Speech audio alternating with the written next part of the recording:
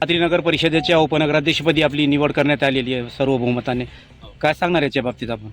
नक्कीच मी सर्वप्रथम आमचे शिवसेना मुख्य नेते एकनाथ शिंदे साहेब, त्याचबरोबर सन्माननीय सईद भैया खान यांचं मी आभार व्यक्त करतो की त्यांनी मला उपाध्यक्षपदी काम करण्याची संधी दिली आणि या संधीचं निश्चितपणे आम्ही सोनं करू. कारण की शिवसेनेला ज्या प्रकारे 35 वर्षानंतर गावातल्या 72 मतदारांनी सत्ता बदल केला आहे आणि संधी दिली आणि ही संधीचं आम्ही सोनं करण्याचं आम्हाला काम करून दाखवायचं आहे आणि त्या दृष्टीनं आम्ही जसं निवडून आलो तसं कामाला लागलो. आमचे नगराध्यक्ष आसिफ भैया खान त्याचबरोबर आमचे सर्व नगरसेवक अगदी निवडून आल्याच्या दुसऱ्या दिवशीपासून रोडवरती लोकांच्या समस्या सोडवत आहेत.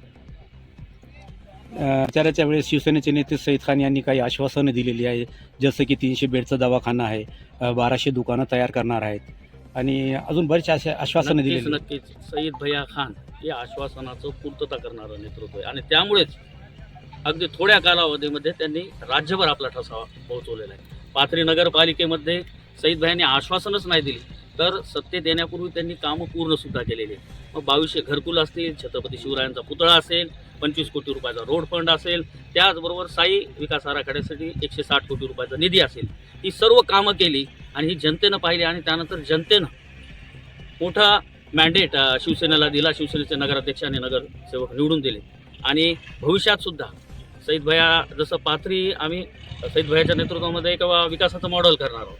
आम्हाला बराच बॅकलॉग अजून बाकी आहे पाथरी शहराचा. इतक्या वर्षामध्ये अजूनही पाथरीमध्ये ज्याला बेसिक म्हणतो हा डेव्हलपमेंट झालेला नाही, विकास झालेला नाही. गार्डन नाही, आम्ही गार्डन करू. नाट्यगृह नाही, नाट्यगृह करू.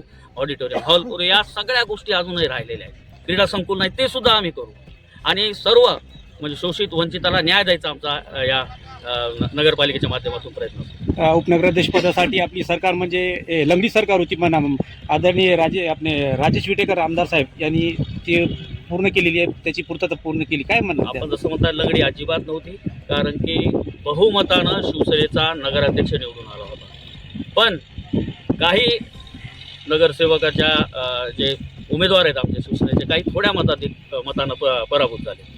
तर शिवसेनेचा नगराध्यक्ष निवडून दिला होता आणि त्यानंतर आमच्या 9 नगरसेवक आले आणि मी या निमित्तानं राजेदादाचे सुद्धा आभार व्यक्त करतो की त्यांनीसुद्धा जनतेचा कॉल पाहून जनतेनं सत्ता परिवर्तन केलं हे लक्षात घेऊन आणि विकासाच्या दृष्टीनं एक स्थिर नगरपालिका असावी या दृष्टीनं आम्हाला त्यांनी मदत केली आणि त्यांच्या मदतीनं आम्ही आता एक बहुमत मिळून एक चांगल्या प्रकारे आम्ही नगरपालिकेच्या माध्यमातून काम करू. 9 नगरसेवक होते, त्याच्यातून आपलीच एक उपनगराध्यक्षपदी निवड करण्यात आलेली आहे. माझी एकट्याची निवड करण्यात आली.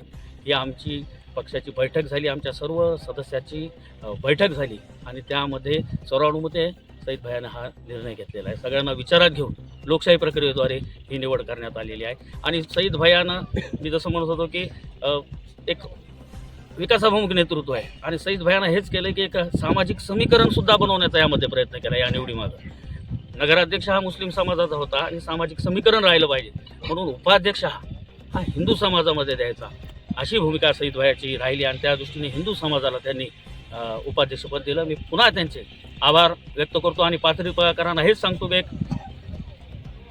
विकासाभिमुख नेतृत्व मी म्हणल्याप्रमाणे आलेलं आहे आणि निश्चितपणे आम्ही भविष्यामध्ये त्यांच्या नेतृत्वामध्ये चांगल्या प्रकारे काम करू.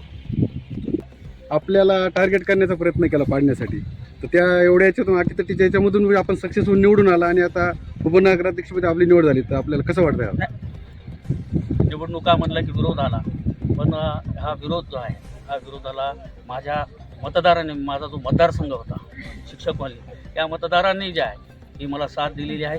मला पाडण्याचे भरपूर प्रयत्न झाले, पण जनता, मी तिथं 10 वर्ष झाले काम केलेलं आहे, सातत्यानं नागरिकांच्या अडचणी सोडवल्यात, हे जनतेनं लक्षात ठेवलं आणि त्यामुळे जनतेनं माझ्या पाठीशी राहायचा निर्णय घेतला.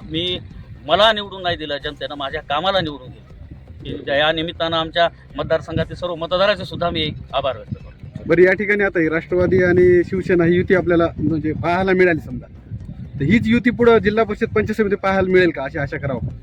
नाही, याबाबत जे आहे याबाबत वरिष्ठ नेते ग्रामीण भागातला त्यांना जे योग्य वाटेल ते वरिष्ठ पातळीवरचे नेते जे आहेत, ही आमची कोर कमिटी आहे, हे याबाबत निर्णय घेईल. तुर्तास नगरपालिकेमध्ये आम्ही एकत्र आहोत, एकत्र मिळून चांगल्या प्रकारे पाथरी शहराच्या विकासासाठी आम्ही प्रयत्न करू.